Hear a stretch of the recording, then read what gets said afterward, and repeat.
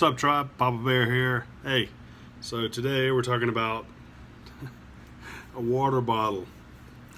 Why a water bottle? Well, because you need water, number one. Hydration, or better said, hydrate or die.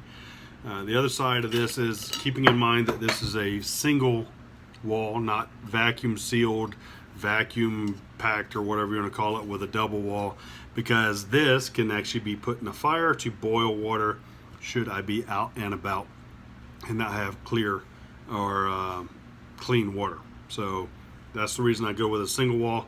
Not to mention this was 32 ounces. I like the fact that it is. I've got another one sitting on my desk. It's 32 ounces, but this is usually my go-to. Typically, it's if I'm traveling or whatever, I go with stainless steel simply because of that. I can actually take and convert it, or clean, if you will, by boiling my water and not having to worry about it exploding. Anyway, hey, that's it. Thanks, guys. Papa Bear out.